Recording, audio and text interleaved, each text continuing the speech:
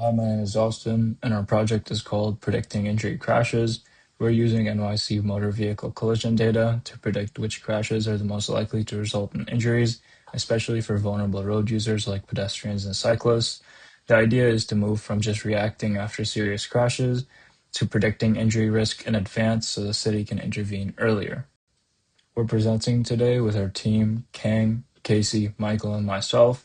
Together, we handle data cleaning, feature engineering, model building, and translating the results into concrete recommendations for NYC transportation and traffic enforcement. Protecting vulnerable road users in New York City's dense traffic is a pressing challenge.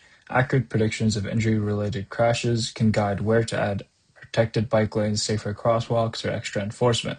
Our key stakeholders are New York City's Department of Transportation, which focuses on road design, and NYPD Traffic Bureau, which is responsible for enforcement.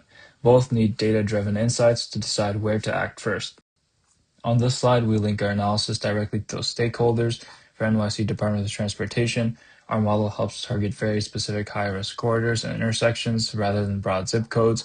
For NYPD traffic, we focus on how vehicle types and contributing factors can guide where officers patrol and where they expect injury-prone behavior. Our feature importance results also challenge current beliefs by showing that certain vehicle pairings and behaviors are far more predictive of injuries rather than just looking at the borough or zip code.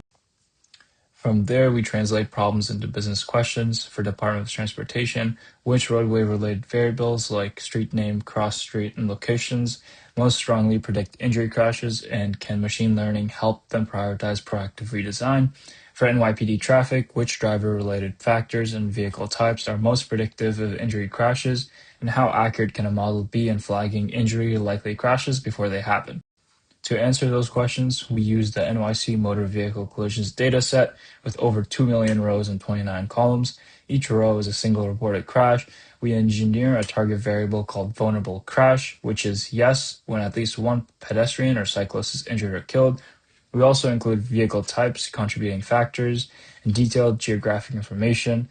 These features are critical for building accurate predictive models that can connect who was involved, what happened, and where it occurred. This slide shows gradient Boson tree model, which I chose because it's handled messy non-linear crash data very well. The model achieved 95.48% accuracy, making it the strongest performer. The confusion matrix showed the clear pattern. GBT is extremely accurate for non-injury crashes and moderate accurate for injury crashes. GBT helped capture how different factors work together, especially the interaction between vehicle types, driver behavior, and location, which is all influence injury probability. The top predictor is vehicle type code 2, which identified the second vehicle involved in the crash. These matter because heavier vehicles generate a stronger impact force, while lighter or vulnerable vehicles like bikes or motorcycle increase injury risk even at low speed. Next is a model highlight contribute factor vehicle 1 and 2, which capture the driver behaviors such as speeding, distraction, failure to yield, etc.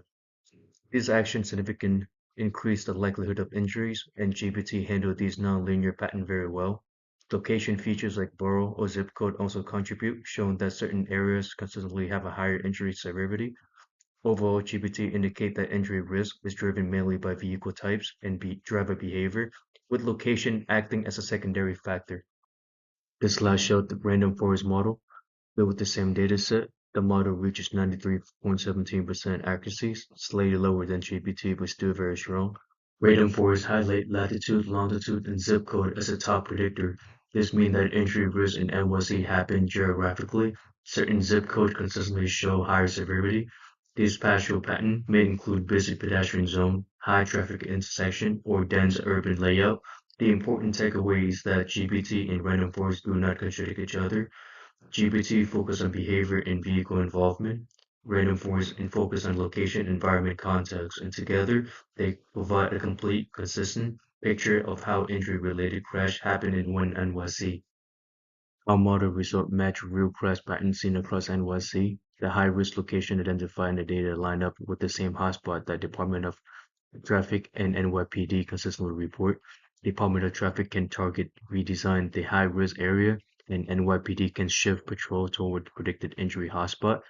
This support is more proactive, data-driven approach to prevent injury before they happen.